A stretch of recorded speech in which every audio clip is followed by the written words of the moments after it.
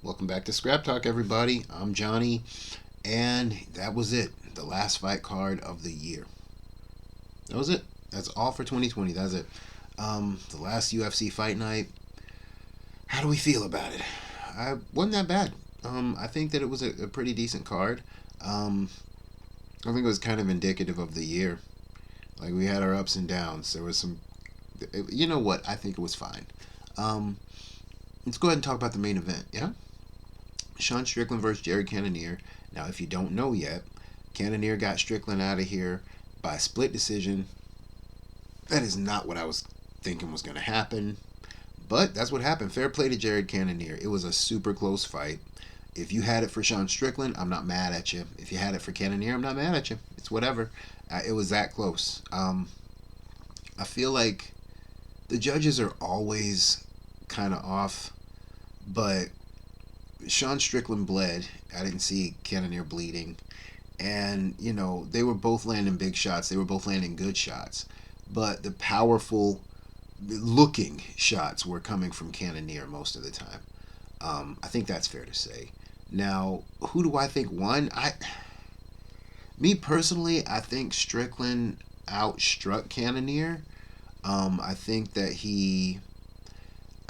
it's rough because the whole reason I thought Strickland was going to win was because I thought finally this is the one where he's going to finally use his wrestling and use his ground game or not his wrestling but his jiu-jitsu or whatever.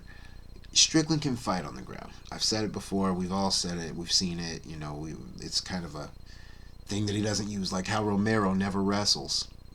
But he's actually pretty decent. And there was a point in the first round where Cannonier throws a roundhouse.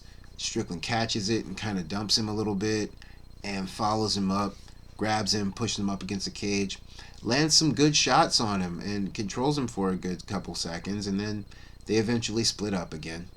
And Strickland goes right back to the jab 1-2, and it's I don't know, it was a very close fight on the feet. He never did that again. Cannonier didn't really try to go for any takedowns or initiate any ground stuff either. So I get it. Now,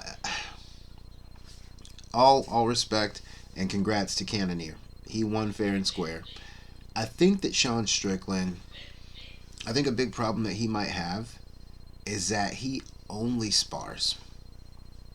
That dude, and I mean, I get it. I've been in many gyms. I mean, I've trained many places where, there's people, guys and girls, that they just want to fight. Yeah, this is my training. I will fight. I will practice fighting till I go fight, and that's what they do. And I get it. But it's like he doesn't seem to drill a lot, you know? He seems like a guy that wants to walk forward and throw hands. It doesn't seem like he drills a lot of different techniques. I don't know. I'm never in the room with him, so I don't know, but just speculation. And if he's not doing that, he needs to. Because Sean Strickland is a scary individual. Not just because all the crazy stuff he says outside the ring or whatever. Sean Strickland's a good fighter. And I think that his game is not even at its peak yet. And that there's doors he can open up to make him more well rounded. And if Strickland was more well rounded, I could see him fighting for a belt. I will say that. I can say that. Um, it's like the mythical fighter, like what is it? Motivated Connor or like I don't know the meme shit on Twitter. But anyways, I think Sean Strickland, when he would open up during this fight, when he would stop throwing just straight 1-2 and open up and throw some combos, he was getting it done. He was beating Cannonier to the punch almost every time, if not every time. That jab, his jab was on point all the time. And you know what? You could even hear his coaches. His coaches were like, "Hey, use combos, use the teep kick up the middle," and he was yes sir. But then he didn't do any of it.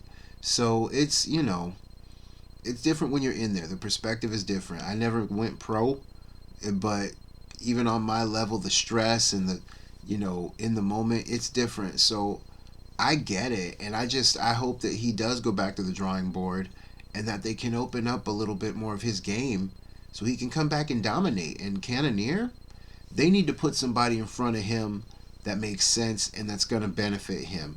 Now, I think he's number what 3, and he just fought number 6. So I don't think he should have to reach backwards anymore. You know what I'm saying? Give him something cool. I don't know. I don't have everything in front of me right now, and I don't have it memorized, so I'm not going to try to figure out who's next up the rankings. But Cannonier deserves a good fight. He did his job. Not the most exciting fight, but it was a good fight. I will say that. And yeah, man, that's what I got for that one. Shout out to Sean Strickland. Shout out to Jared Cannonier. And shout out to you guys for rocking with the channel. I got more videos to come on this card, but I will say this at the end of this video real quick. Thank you guys so much for rocking with us and liking and subscribing and commenting. I really do appreciate it. We came back hard this year, and I wanted to just keep dropping stuff, and that's what we're going to keep doing. So once again, stick around, keep liking and subscribing, and I'll see y'all next time for more Scrap Talk. Peace. Gonna end the video now.